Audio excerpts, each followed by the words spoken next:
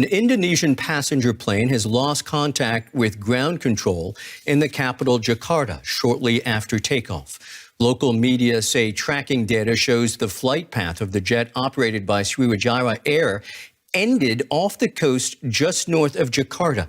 The plane reportedly lost more than 3,000 meters of altitude in less than 1 minute.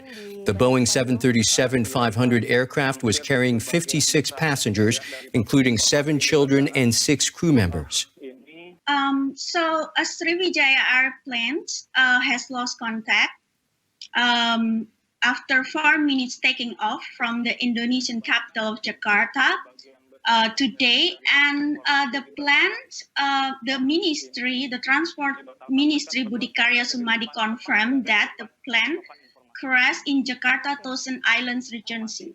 Until today, the police is trying to rescue the debris and the body, and the official in Thousand Island already told me that they received a report from the local fishermen that they showed the debris and that they heard about the explosion.